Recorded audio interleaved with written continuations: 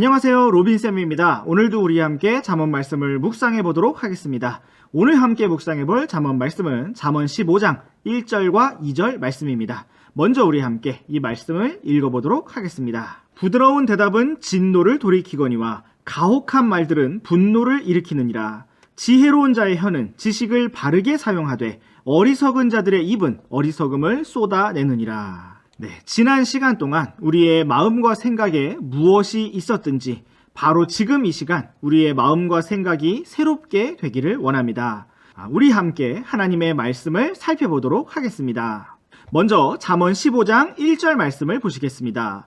부드러운 대답은 진노를 돌이키지만 가혹한 말들은 오히려 분노를 일으킨다고 말씀하고 있습니다. 사람의 말에는 능력이 있습니다.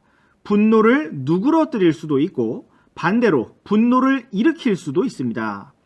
특별한 사람에게만 그런 능력이 있는 것이 아니라 우리들 모두에게 그러한 능력이 있는 것입니다. 선생님도 오 잘한다 말 한마디로 여러분을 웃게 만들 수도 있고 아니면 이게 뭐야 마음이 상하고 화가 나게 만들 수도 있습니다. 여러분도 말 한마디로 선생님을, 부모님을, 친구들을 기쁘게 해줄 수도 있고 아니면 분노하게 만들 수도 있다는 것입니다. 가령 여러분이 선생님이나 부모님에게 어려운 요청을 받았다고 생각해 보십시오. 그때 제가 말씀하신 대로 정말 하고 싶지만 이런 부분이 어려운데 어떻게 하면 좋을까요? 라고 말하는 것과 그걸 제가 왜 해야 되는데요? 라고 말하는 것은 완전히 다른 결과를 가져오게 될 것입니다. 성경은 부드러운 대답이 진노를 돌이킨다고 말씀하고 있습니다. 이것은 이미 분노가 일어난 상태에서 부드러운 대답이 진노를 돌이킨다고 말씀하고 있는 것입니다. 부드러운 대답이라는 것은 겸손하게 자기를 낮추고 상대방을 배려하는 가운데 말하는 것입니다. 반대로 가혹한 말이라는 것은 자기 자신만을 생각하는 이기적인 말을 의미합니다. 우리가 실수로 친구의 발을 밟았다고 해봅시다. 친구가 발을 밟히고 나서 너무 아픈 나머지 화가 나서 소리를 질렀다고 해보겠습니다. 그때 우리는 이렇게 대답할 수 있습니다. 야, 일부러 밟은 것도 아닌데 무슨 그런 걸 가지고 소리를 지르냐? 그래, 미안해, 됐냐? 이렇게 하면 진노를 더욱 일으키게 될 것입니다.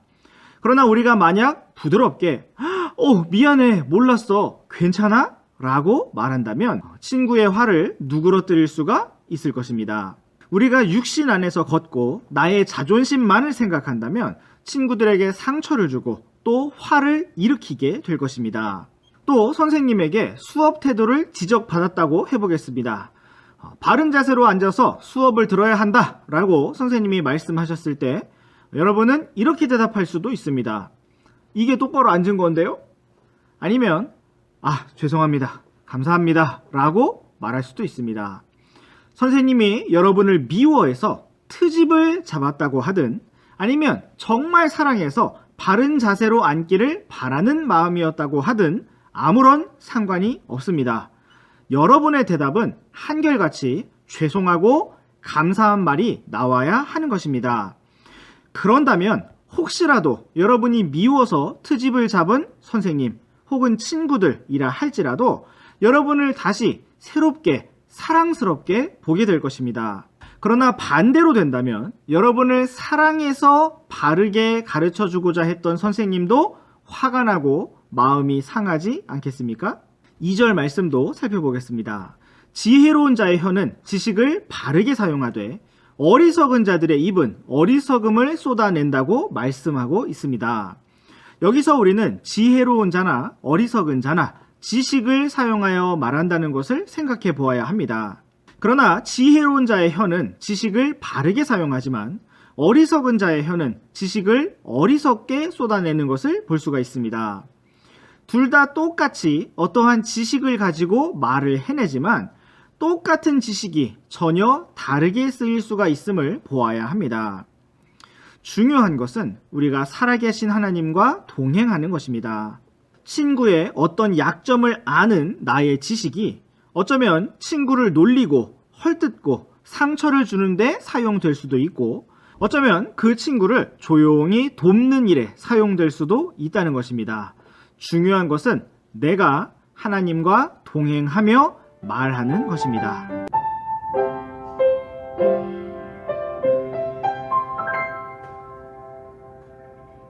안녕하세요, 로빈쌤입니다. 오늘도 우리 함께 잠언 말씀을 묵상해 보도록 하겠습니다. 오늘 함께 묵상해 볼 잠언 말씀은 잠언 15장 3절부터 5절까지 말씀입니다. 먼저 우리 함께 이 말씀을 읽어보도록 하겠습니다. 주의 눈은 모든 곳에 있어서 악한 자와 선한 자를 살피느니라.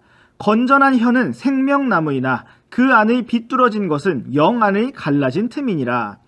어리석은 자는 자기 아버지의 훈계를 멸시하거니와 책망을 중히 여기는 자는 분별이 있느니라. 네, 오늘도 함께 하나님의 말씀을 살펴보도록 하겠습니다. 먼저 3절 말씀을 살펴보겠습니다. 주의 눈은 모든 곳에 있어서 악한 자와 선한 자를 살핀다고 말씀하고 있습니다. 이 말씀은 양날의 검과 같이 한쪽에서는 위로를 주고 또 한쪽에서는 경고를 주고 있습니다. 주의 눈이 모든 곳에 있는데 우리가 먼저 악한 자의 위치에 서게 된다면 우리는 하나님 앞에 부끄러울 것입니다. 또 반대로 우리가 선한 자의 위치에 서게 된다면 우리는 감사하고 또 자랑스러울 것입니다. 우리가 오늘 이 말씀을 기억하면서 언제 어디서나 모든 곳에 계시는 하나님의 눈을 생각할 수 있기를 원합니다. 우리가 사람들의 눈을 피해 몰래 죄를 지을지라도 우리가 잊지 말아야 할 것은 바로 거기에 주의 눈이 계셔서 우리가 하는 모든 일을 살피신다는 사실입니다. 또한 우리가 무엇인가를 잘하였는데 사람들이 몰라준다 할지라도 낙담하지 말 것은 바로 거기에 주의 눈이 계셔서 우리의 모든 좋은 일들을 살피시고 아시기 때문입니다. 우리가 오늘도 주의 눈을 의식하며 살아가기를 원합니다. 이제 4절 말씀을 살펴보도록 하겠습니다. 건전한 혀는 생명나무라고 말씀하고 있습니다. 건전한 혀는 사람을 살리고 생명을 살리는 말을 한다는 것입니다. 우리가 생명나무와 같은 건전한 혀를 가진 사람이라면 사람들이 우리가 하는 말을 들을 때 기뻐하게 될 것입니다. 그러나 우리가 비뚤어진 마음을 가졌다면, 영 안의 갈라진 틈을 가졌다면 우리의 혀는 생명나무가 될 수 없습니다. 여러분, 에덴 동산에서 생명나무 옆에 무엇이 있었습니까? 네, 바로 선과 악을 알게 하는 나무, 선과 악의 지식의 나무가 있었습니다. 그렇다면 생명나무의 혀와 반대되는 혀는 무엇이겠습니까? 바로 선과 악의 혀입니다. 선과 악의 혀, 선악과 나무의 혀라는 것은 옳고 그름을 따지는 혀를 말합니다. 물론 우리는 무엇이 옳은 것인지, 무엇이 잘못된 것인지 당당하게 말할 수 있어야 합니다. 모두가 옳다고 할 때 아니다 라고 말할 수 있는 용기도 필요합니다. 그러나 우리가 정말 사람을 살리기 원한다면 무엇보다 생명나무의 혀를 가져야 합니다. 덴마크의 어떤 11살 소년이 소설가의 꿈을 가지고 첫 번째 작품을 썼습니다. 주변 사람들은 그 글을 읽고 무엇이 문제인지 지적해 주거나 너는 소설가는 안 어울리니 다른 일을 해야 한다고 말하였습니다. 그 아이는 너무나 낙담하였습니다. 그러나 그 아이의 어머니는 아이를 격려하면서 너는 반드시 훌륭한 소설가가 될 수 있을 것이라고 격려하고 믿어주었습니다. 그 아이는 커서 정말 훌륭한 소설가가 되었고 인어공주, 미운 아기요리, 성냥팔이 소녀, 벌거숭이 임금님, 엄지공주 등의 작품을 남겼습니다. 그의 이름은 바로 한스 크리스티안 안데르센이었습니다. 이처럼 생명나무의 혀는 사람을 살리고 인생을 살리는 것을 볼 수가 있습니다. 그러나 선악과와 같은 비뚤어진 혀는 비판만 할 뿐이지 그 무엇도 살릴 수가 없습니다. 오늘 우리의 혀가 바로 이러한 생명나무의 혀가 되기를 원합니다. 우리 주변의 사람들을 격려하고 힘을 주며 세워주는 그러한 지혜로운 혀가 되기를 원합니다.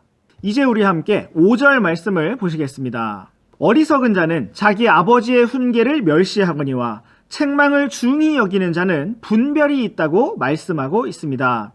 생명나무의 혀라고 해서 무조건 좋은 말만 해주고 잘못해도 거짓으로 칭찬만 하고 다 잘 될 것이라고 격려만 하는 것은 아닙니다.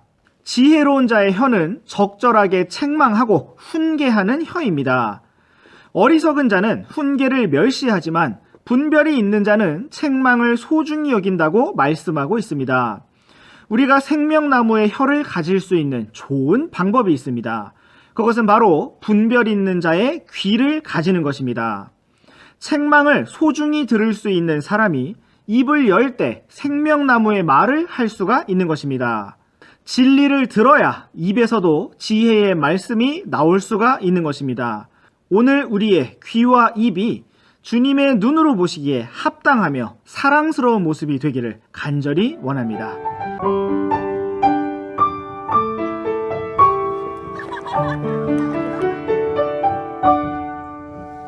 안녕하세요, 로빈쌤입니다. 오늘도 우리 함께 잠언 말씀을 묵상해 보도록 하겠습니다. 오늘 함께 묵상해 볼 잠언 말씀은 잠언 15장 6절과 7절 말씀입니다. 먼저 우리 함께 이 말씀을 읽어보도록 하겠습니다. 의로운 자의 집에는 많은 보물이 있어도 사악한 자의 소득에는 괴로움이 있느니라.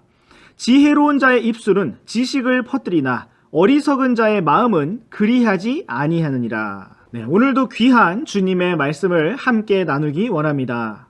먼저 우리 함께 6절 말씀을 보시겠습니다. 의로운 자의 집에는 많은 보물이 있지만 사악한 자의 소득에는 괴로움이 있다고 말씀하고 있습니다. 여기서 우리는 의로운 자의 집에 많은 보물이 있고 또 많은 보물만 있는 것이 아니라 행복이 있음을 알 수가 있습니다. 반대로 사악한 자의 집에는 소득이 있을지라도 괴로움이 있음을 볼 수가 있습니다.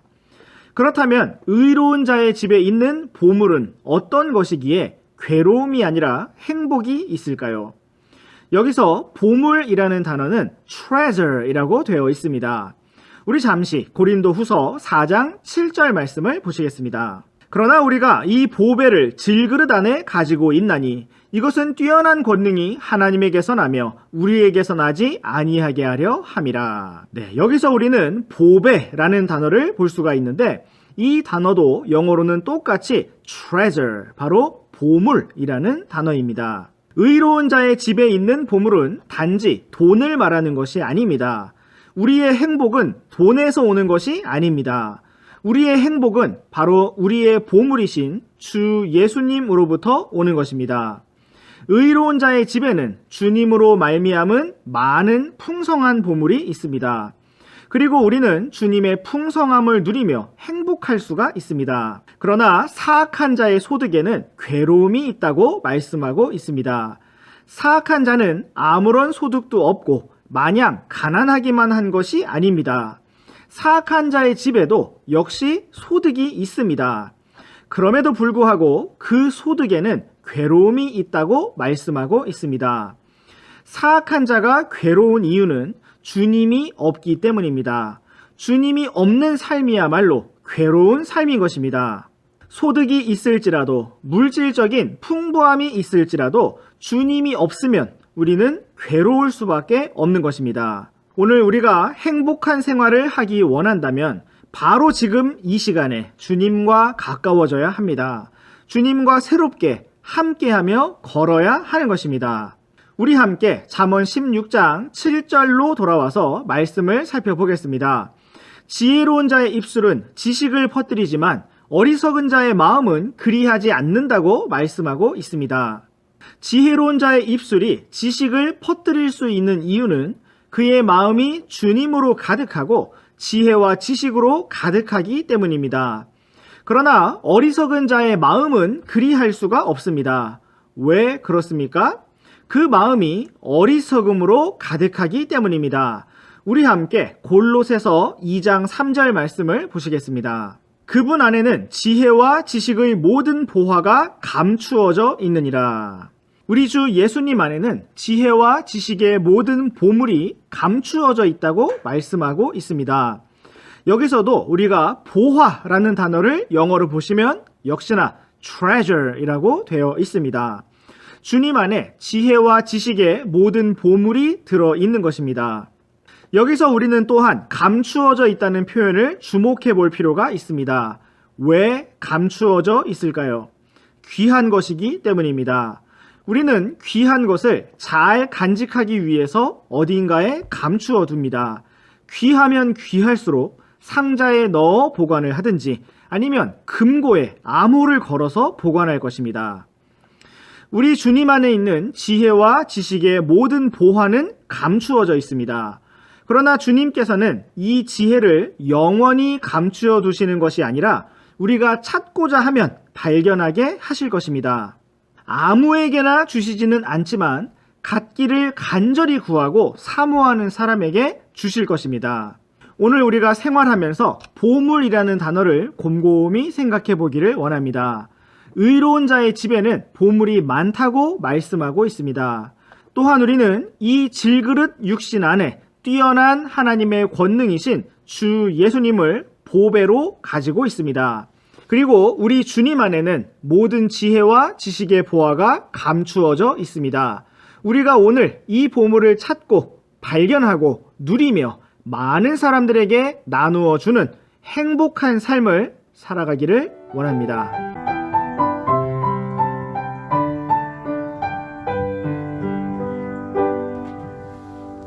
안녕하세요, 로빈쌤입니다. 오늘도 우리 함께 잠언 말씀을 묵상해 보도록 하겠습니다. 오늘 함께 묵상해 볼 잠언 말씀은 잠언 15장 8절부터 10절까지 말씀입니다. 먼저 우리 함께 이 말씀을 읽어보도록 하겠습니다. 사악한 자의 희생물은 주께 가증한 것이나 곧바른 자의 기도는 그분께서 기뻐하시는 것이니라. 사악한 자의 길은 주께 가증한 것이나 의를 따라가는 자는 그분께서 사랑하시느니라. 길을 버리는 자에게는 바로잡는 일이 괴로우며 책망을 싫어하는 자는 죽으리라. 네, 오늘도 주님께서 우리가 걸어가야 할 길을 보여주시기 원합니다. 먼저 8절과 9절 말씀부터 살펴보시겠습니다. 8절에서 사악한 자의 희생물은 주님께 가증한 것이지만 곧바른 자의 기도는 하나님께서 기뻐하시는 것이라고 말씀하고 있습니다. 9절 말씀에서는 사악한 자의 길이 주님께 가증하다고 하였고 의를 따라가는 자를 하나님께서 사랑하신다고 말씀하고 있습니다. 주님께서 가증하게 여기시는 것은 사악한 자의 희생물이며 또한 사악한 자의 길입니다. 여러분, 사악한 자도 희생물을 드릴 수 있을까요? 네, 드릴 수 있습니다. 여기서 말하는 사악한 자의 희생물이라는 것은 참된 마음이 없이 드려지는 모든 것을 말합니다. 우리가 주님을 사랑하지도 않으면서 주님을 사랑한다고 찬양을 부른다면 그것이 바로 사악한 희생물인 것입니다. 하나님께 거짓된 고백을 드리고 있는 것입니다. 하나님께서는 또한 사악한 자의 길을 미워하십니다. 사악한 자의 길이란 계속해서 잠언 말씀을 통해 볼 수 있듯이 거짓되고 게으르며 교만하고 이기적인 삶을 말하는 것입니다. 이러한 길은 하나님께서 미워하십니다. 반대로 하나님께서는 곧바른 자의 기도를 기뻐하시고 의를 따라가는 자를 사랑하십니다. 희생물이 사람의 편에서 하나님께 무엇인가를 드리는 것이라면 기도는 사람이 하나님의 편에서 무엇인가를 해달라고 요청하는 것입니다. 사람의 입장에서는 기도보다는 희생물이 더 뿌듯하고 자랑스러운 일일 것입니다. 그러나 하나님께서는 사악한 자의 희생물을 가증히 여기시며 오히려 곧바른 자의 기도를 기뻐하십니다.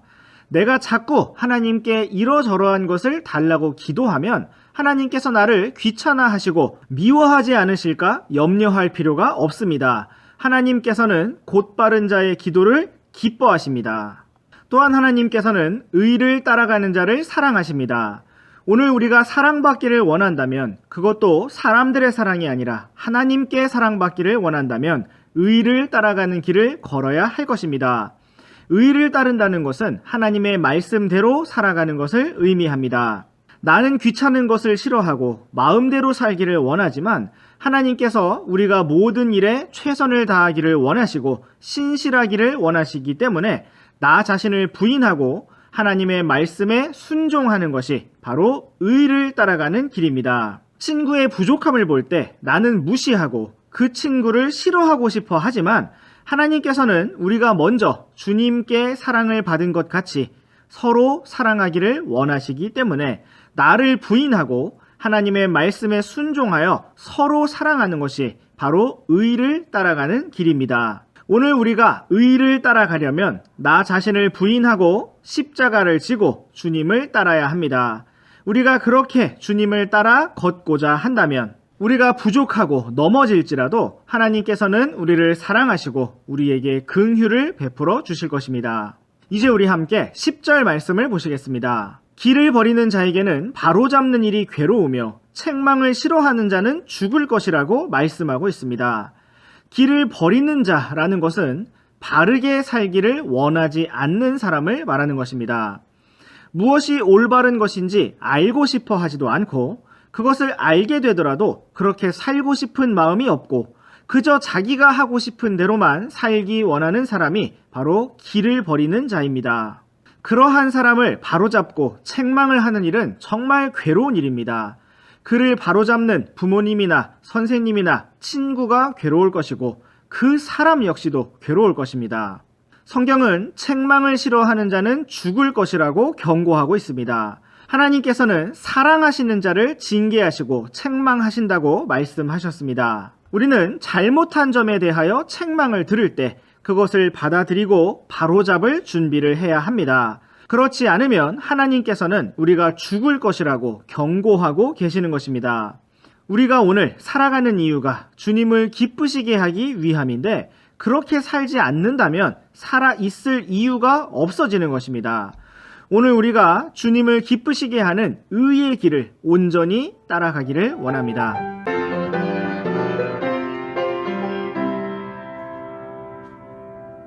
안녕하세요, 로빈쌤입니다. 오늘도 우리 함께 잠언 말씀을 묵상해 보도록 하겠습니다. 오늘 함께 묵상해 볼 잠언 말씀은 잠언 15장 11절부터 14절까지 말씀입니다. 먼저 우리 함께 이 말씀을 읽어보도록 하겠습니다. 지옥과 멸망도 주 앞에 있거늘 하물며 사람들의 자녀들의 마음은 얼마나 더 그러하리요. 비웃는 자는 자기를 책망하는 자를 사랑하지 아니하며 지혜로운 자에게 가려하지도 아니하리로다. 즐거운 마음은 얼굴을 기쁘게 하나 마음의 슬픔은 영을 상하게 하느니라. 명철이 있는 자의 마음은 지식을 구하거니와 어리석은 자들의 입은 어리석음을 먹고 사느니라. 네, 오늘도 우리에게 새로운 하루를 주신 주님께 감사합니다. 우리 함께 11절 말씀부터 보시겠습니다. 지옥과 멸망도 주 앞에 있는데 하물며 사람들의 자녀들의 마음은 얼마나 더 그러하겠느냐고 말씀하고 있습니다. 지옥과 멸망이라는 것은 사람의 죽음 후에 있을 일들을 말합니다. 사람에게는 이러한 모든 것이 감추어진 일입니다. 그러나 하나님 앞에서는 이 모든 것들이 다 드러나 보입니다. 하물며 사람들의 자녀들의 마음은 얼마나 더 그러하겠습니까? 하나님 앞에서는 아무것도 감추어질 수가 없습니다. 하나님께서는 모든 것을 아십니다. 하나님 앞에서는 그 무엇도 감추어질 수가 없습니다. 그 무엇보다도 하나님께서는 우리의 마음을 보시며 우리의 마음을 아십니다. 마음을 보시는 하나님 앞에서 오늘 우리의 마음이 온전하기를 원합니다. 이제 우리 함께 12절 말씀을 살펴보겠습니다. 비웃는 자는 자기를 책망하는 자를 사랑하지 아니하며 지혜로운 자에게 가려하지도 아니한다고 말씀하고 있습니다. 비웃는 자는 어리석은 자를 말합니다. 그는 자기를 책망하는 자를 사랑하지 않습니다. 여러분 생각해 보십시오. 하나님께서는 어떤 사람을 책망하신다고 하셨습니까? 바로 주께서 사랑하시는 자를 책망하신다고 하셨습니다. 그러므로 우리가 누군가로부터 책망을 받는다는 것은 다시 말해서 사랑을 받는다는 의미입니다. 그런데 비웃는 자는 자기를 사랑하는 자를 사랑하지 않습니다. 그저 책망을 듣기 싫어하고 오히려 자기를 책망하는 자를 미워하고 비웃는 것입니다. 또 비웃는 자는 지혜로운 자에게 가려하지도 아니한다고 말씀하고 있습니다. 그 이유는 그가 배우고 싶지 않기 때문이며 자신의 어리석음을 깨우치고 바로 잡기를 원하지 않기 때문인 것입니다. 여러분은 어떠십니까? 오늘 우리는 그저 아무것도 안 배우고 아무런 책망도 안 듣고 아무런 잔소리도 안 듣기 위하여 살고 있습니까? 그렇지 않습니다. 우리가 오늘 책망을 받을 때 나를 책망해주는, 즉 나를 사랑해주는 바로 그 사람을 우리도 사랑하기 원합니다. 우리가 기꺼이 바로 잡히기 위하여 지혜로운 자에게 적극적으로 나아가기를 원합니다. 주님께서 오늘 우리에게 가르쳐 주실 것을 반드시 가르쳐 주시기를 원합니다. 우리가 다만 육신 안에서 재밌고 즐거운 하루가 아니라 하나님 앞에서 참된 배움이 있는 하루를 살기를 원합니다. 이제 우리 함께 13절 말씀을 보시겠습니다. 즐거운 마음은 얼굴을 기쁘게 하지만 마음의 슬픔은 영을 상하게 한다고 말씀하고 있습니다. 이 말씀에 기록된 것처럼 우리가 즐거운 마음을 가졌다면 얼굴에서 웃음이 나올 것입니다. 그러나 슬픈 마음을 가졌다면 우리의 영이 상할 것입니다. 또 우리의 얼굴에서도 슬픈 표정이 나타날 것입니다. 이 말씀에서는 우리의 마음과 영과 얼굴이 모두 연결되어 있음을 보여주고 있습니다. 오늘 우리의 마음이 성령님으로 충만하고 또 기쁨이 넘치기를 원합니다. 오늘도 우리에게 새로운 하루를 주시고 기쁨과 즐거움을 주신 주님께 감사하면서 기쁘게 생활하기를 원합니다. 14절 말씀도 보시겠습니다.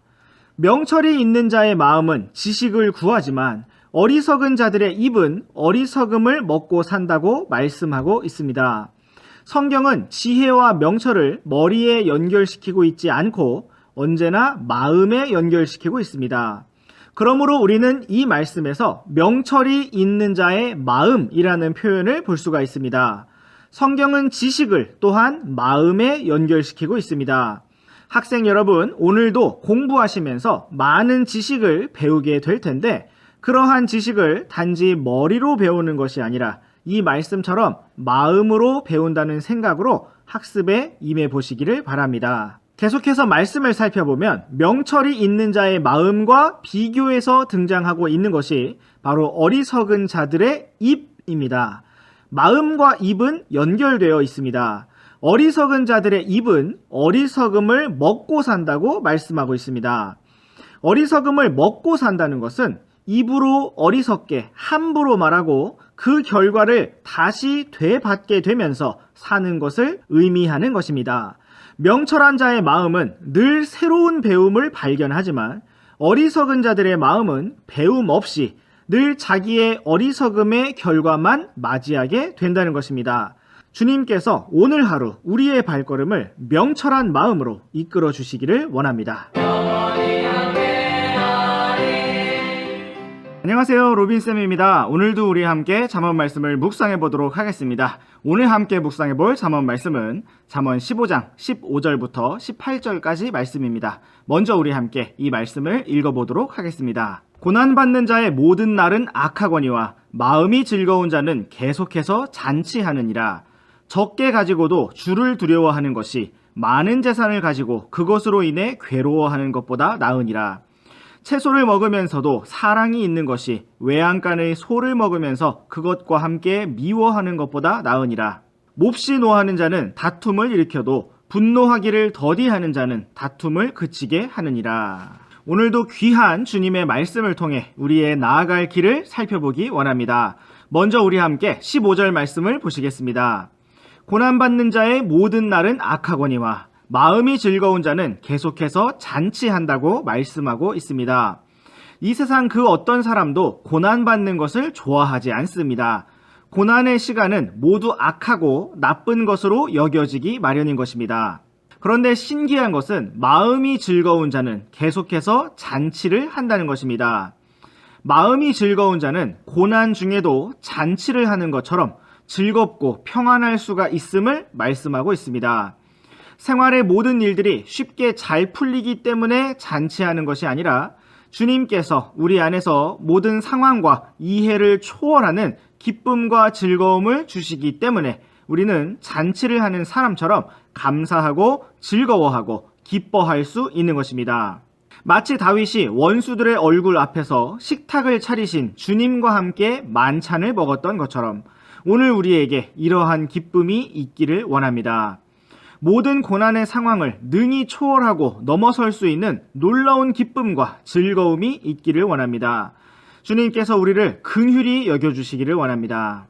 이제 우리 함께 16절 말씀도 보시겠습니다.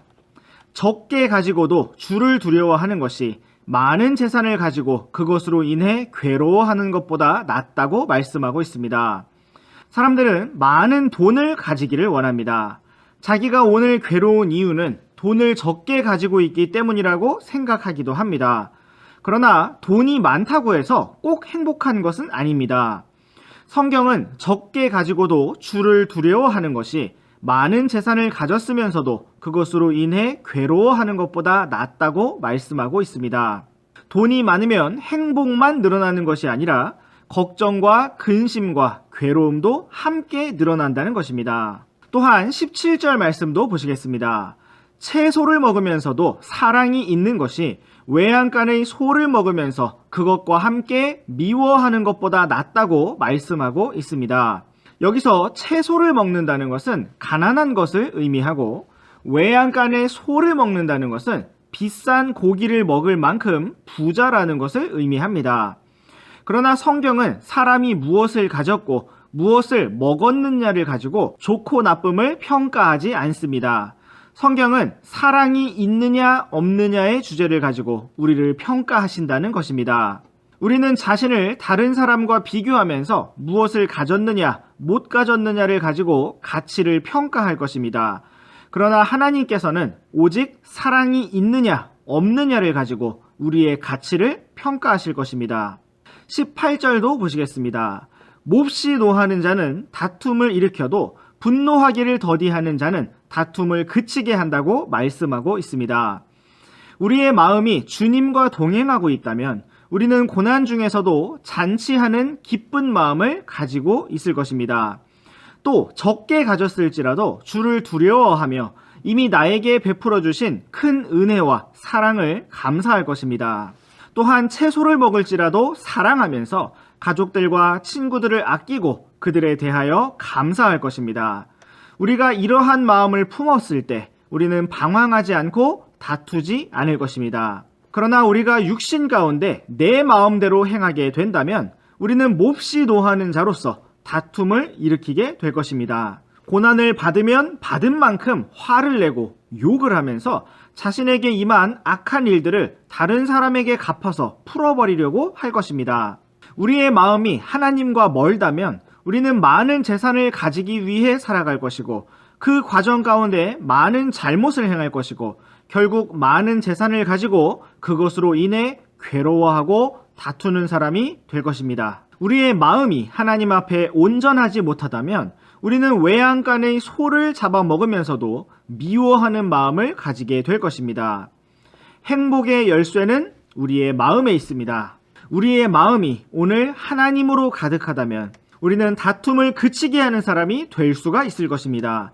주님께서 이 시간 우리의 마음에 주님의 은혜와 평강을 풍성히 내려주시기를 원합니다.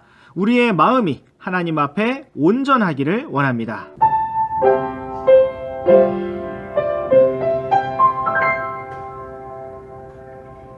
안녕하세요, 로빈쌤입니다. 오늘도 우리 함께 잠언 말씀을 묵상해 보도록 하겠습니다. 오늘 함께 묵상해 볼 잠언 말씀은 잠언 15장 19절부터 22절까지 말씀입니다. 먼저 우리 함께 이 말씀을 읽어보도록 하겠습니다. 게으른 자의 길은 가시나무 울타리 같으나 의로운 자의 길은 평탄하게 되느니라. 지혜로운 아들은 아버지를 즐겁게 하나 어리석은 자는 자기 어머니를 멸시하느니라. 지혜가 없는 자에게는 어리석음이 기쁨이 되거니와 명철한 자는 곧바르게 걷느니라. 조언이 없으면 계획들이 실패하되 조언자가 많으면 그것들이 굳게 서느니라. 오늘도 우리에게 새로운 하루를 허락하여 주신 주님께 감사합니다. 우리 함께 하나님의 말씀을 살펴보겠습니다. 먼저 19절 말씀부터 보시겠습니다. 게으른 자의 길은 가시나무 울타리 같으나 의로운 자의 길은 평탄하게 된다고 말씀하고 있습니다. 게으른 자의 길을 가는 것은 귀찮아하는 사람을 말합니다. 무엇을 하든지 어떻게 해서든 하지 않으려고 하는 사람을 말합니다. 그러한 게으른 자에게는 가야 할 길이 가시나무 울타리 같다고 말씀하고 있습니다. 그냥 울타리도 넘어가기가 쉽지 않은데 가시나무로 된 울타리라면 넘어가고 건너가기가 정말 힘들 것입니다.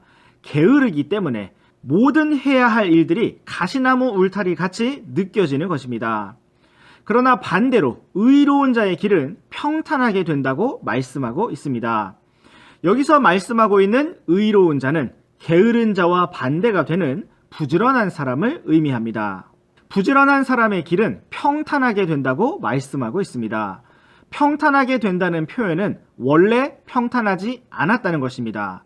그러나 그가 열심히 노력하고 부지런히 길을 간 결과로 그 길이 평탄하게 된다는 것입니다. 오늘 우리 앞에 길이 놓여 있습니다. 그 길이 얼마나 쉬운지 또는 어려운지 보다 중요한 것은 내가 게으른 자인지 아니면 부지런한 자인지 하는 것입니다. 게으른 자 앞에는 가시나무, 울타리, 장애물들이 가득할 것이고 부지런한 자 앞에는 평탄한 길이 놓여 있을 것입니다. 이제 우리 함께 20절 말씀을 보시겠습니다. 지혜로운 아들은 아버지를 즐겁게 하지만 어리석은 자는 자기 어머니를 멸시한다고 말씀하고 있습니다. 지혜로운 자와 어리석은 자의 특징은 여기서 부모님에게 어떤 태도를 보이느냐로 구분되어지고 있습니다. 지혜로운 아들 또는 지혜로운 딸은 부모님을 즐겁게 해드릴 것입니다. 그러나 어리석은 자녀는 부모님을 멸시할 것이고 부모님을 속상하게 만들 것입니다. 여러분 어떠십니까? 여러분의 어떤 말이나 행동 또 여러분이 행한 어떤 일의 결과 때문에 부모님께서 흐뭇하게 아니면 정말 즐겁게 웃으신 적이 언제입니까? 또한 학교에서도 지혜로운 학생은 선생님의 즐거움이 될 것입니다. 21절 말씀으로 넘어가 보겠습니다. 지혜가 없는 자에게는 어리석음이 기쁨이 되거니와 명철한 자는 곧바르게 걷는다고 말씀하고 있습니다. 지혜가 없는 자, 어리석은 자는 그 어리석음을 기쁨으로 삼는다는 것입니다. 지혜로운 자는 자기 부모님을 기쁘시게 하고 바로 그것을 자신의 보람과 기쁨으로 삼는 반면에 어리석은 자는 자기의 어리석음을 기쁨으로 삼는다는 것입니다. 그러나 명철한 자는 바르게 걷는다고 말씀하고 있습니다.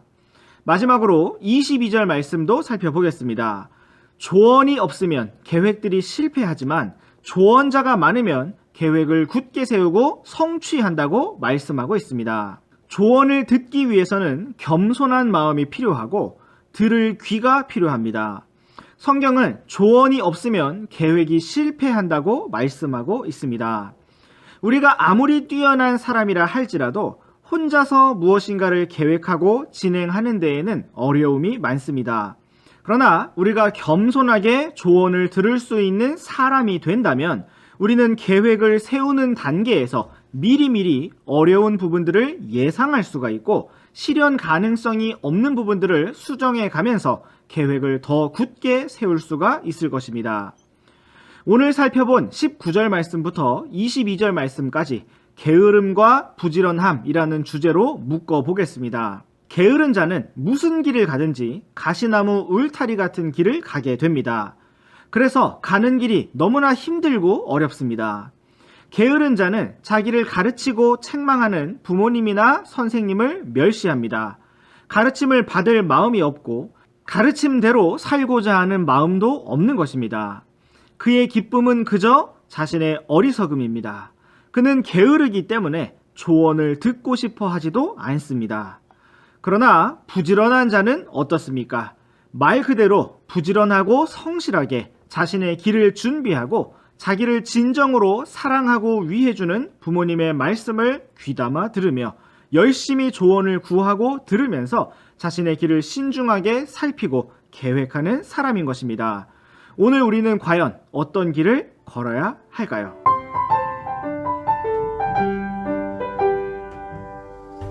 안녕하세요, 로빈쌤입니다. 오늘도 우리 함께 잠언 말씀을 묵상해 보도록 하겠습니다. 오늘 함께 묵상해 볼 잠언 말씀은 잠언 15장 23절부터 25절까지 말씀입니다. 먼저 우리 함께 이 말씀을 읽어보도록 하겠습니다. 사람은 자기 입의 대답으로 기쁨을 누리나니 때에 맞게 한 말이 얼마나 좋은가.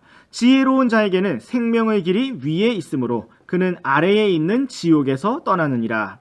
주께서 교만한 자의 집은 허무시되 과부의 땅의 경계는 굳게 세우시리로다. 오늘도 귀한 주님의 말씀을 살펴보기 원합니다. 먼저 우리 함께 23절 말씀부터 살펴보도록 하겠습니다. 사람은 자기 입의 대답으로 기쁨을 누린다고 말씀하고 있습니다. 때에 맞게 한 말이 얼마나 좋으냐고 말씀하고 있습니다. 우리나라 속담에도 말 한마디로 천냥빚을 갚는다라는 말이 있습니다.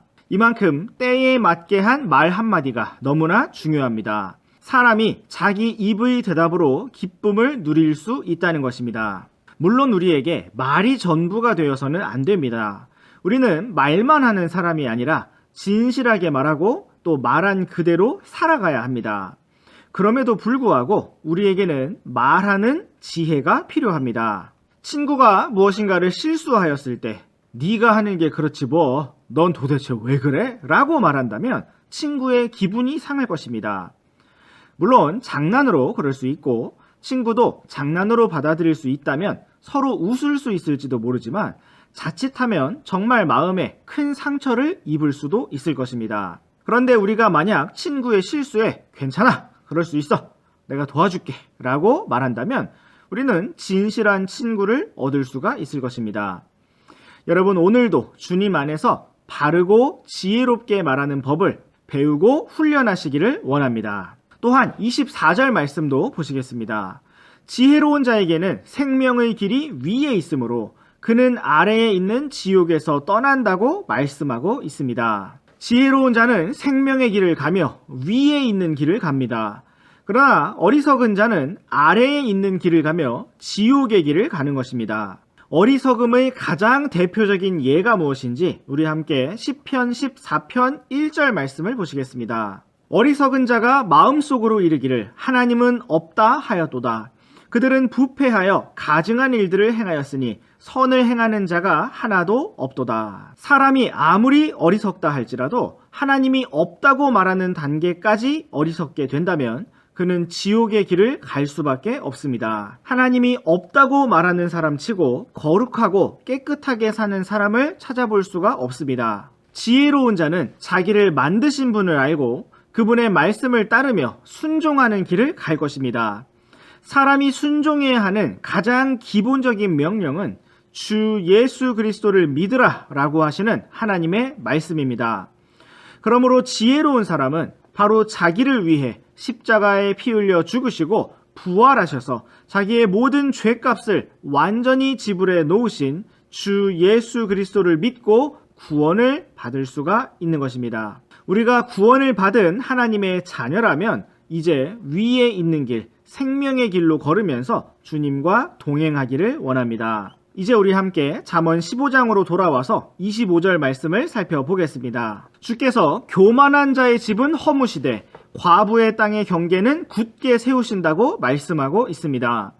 주께서 교만한 자의 집을 허무시는 이유는 하나님께서 교만한 자를 미워하시며 교만한 자를 대적하시기 때문인 것입니다. 사람은 다른 사람이 잘난 척을 하는 모습을 보면 미워합니다.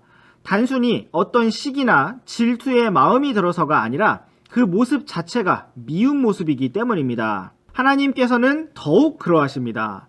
하나님께서는 교만한 자를 대적하신다고 하셨습니다. 그러므로 하나님께서는 교만한 자의 집을 허무신다고 말씀하고 있습니다. 반대로 하나님께서는 과부의 땅의 경계를 세우신다고 말씀하셨습니다.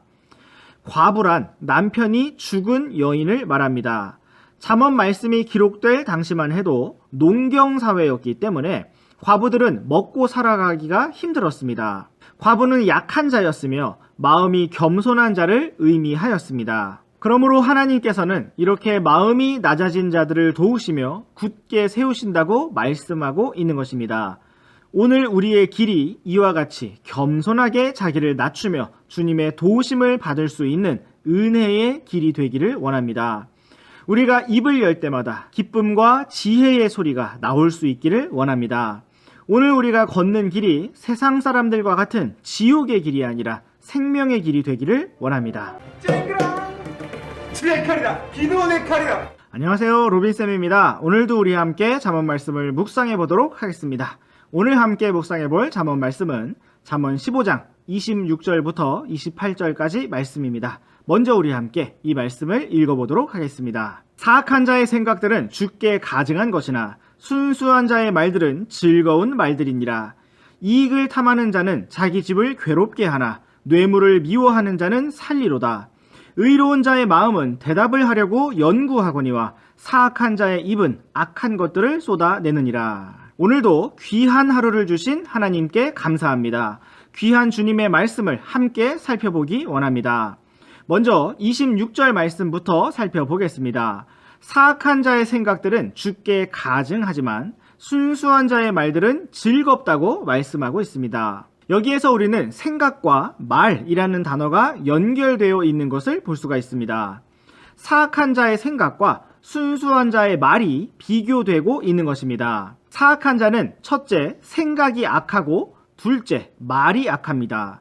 순수한 자는 첫째, 생각이 순수하고 둘째, 말이 순수합니다. 우리 함께 로마서 8장 5절에서 7절 말씀을 보시겠습니다. 육신을 따르는 자들은 육신의 일들을 생각하거니와 성령을 따르는 자들은 성령의 일들을 생각하나니 육신적으로 생각하는 것은 사망이요 영적으로 생각하는 것은 생명과 평안이니라. 육신적인 생각은 하나님의 법에 복종하지 아니할 뿐 아니라 참으로 그리할 수도 없으므로 하나님과 원수되는 것이니라. 성경은 육신적인 생각이 하나님과 원수가 된다고 말씀하고 있습니다. 하나님께서는 육신적인 생각을 가증하게 여기십니다. 우리의 생각이 옳으냐 틀리냐 얼마나 이치에 맞느냐 보다 중요한 것은 그 근원이 육신이냐 아니면 성령이냐 하는 사실입니다. 오늘 우리가 읽은 잠언 15장 26절에서는 순수한 자의 말들이 즐겁다고 말씀하고 있습니다. 순수한 자라는 것은 성령님을 따르며 성령님 안에서 생각하고 말하는 사람을 의미합니다. 오늘 아침 우리가 성령 충만을 구하며 성령님을 따라 살아가기를 원합니다. 그래서 우리의 생각과 말이 주님을 기쁘시게 하고 그리고 또한 우리도 즐거운 하루를 보내기 원합니다. 이제 우리 함께 27절 말씀을 살펴보겠습니다. 이익을 탐하는 자는 자기 집을 괴롭게 하지만 뇌물을 미워하는 자는 살 것이라고 말씀하고 있습니다. 10계명의 마지막 항목은 바로 탐내지 말라는 것입니다. 또한 골로새서 3장 5절 말씀에서는 탐욕은 우상숭배니라 라고 말씀하고 있습니다. 여기 잠언 15장 27절 말씀은 바로 탐욕에 대하여 경고하고 있습니다. 우리가 매일의 삶 속에서 주님을 따라야지 이익을 따르게 되면 우리는 우리 자신을 괴롭게 하고 우리 집을 괴롭게 하며 우리가 속한 모임과 함께하는 사람들을 괴롭게 할 것입니다. 뇌물이란 높은 지위를 이용해서 부당한 일을 하도록 받는 부당한 대가를 말합니다. 정당하지 못한 비겁한 이익을 말하는 것입니다. 성경은 정당하든 부당하든 이익을 탐하는 자는 괴로울 것이라고 경고하고 있습니다. 그러나 뇌물을 미워하는 자는 살 것이라고 말씀하고 있습니다. 우리는 부당한 이익을 단순히 참고 거절하는 것이 아니라 그것을 미워해야 합니다. 뇌물을 받는 다른 사람을 미워하는 것이 아니라 내가 그러한 부당한 이익을 얻는 것을 미워하고 멀리해야 한다는 것입니다. 주님께서 우리를 오직 바른 길로 생명의 길로 지켜주시기를 원합니다. 또한 28절도 보시겠습니다. 의로운 자의 마음은 대답을 하려고 연구하거니와 사악한 자의 입은 악한 것들을 쏟아낸다고 말씀하고 있습니다. 성경은 우리가 우리 안에 있는 소망의 이유를 묻는 자들에게 대답할 것을 항상 예비하라고 말씀하고 있습니다. 처음부터 모든 대답을 다 잘하는 사람은 없습니다. 그러나 의로운 자의 마음은 대답을 할 것을 연구한다고 말씀하고 있습니다. 부지런히 준비하는 것을 말합니다. 그러나 사악한 자의 입은 준비되지 않았을 뿐만 아니라 육신적이기 때문에 하나님께서 가증하게 여기시는 말들만을 쏟아낼 뿐입니다. 살아계신 하나님께서 오늘 우리의 마음과 생각과 입을 붙들어 주시기를 원합니다. 우리의 생각이 오직 주님 앞에서 순수하기를 원하고 이익을 탐하는 더러운 마음이 아니라 오직 주님만을 추구하는 마음이 되기를 원하고 또한 주님 앞에서 대답할 것들을 예비하고 준비하는 입술이 되기를 원합니다.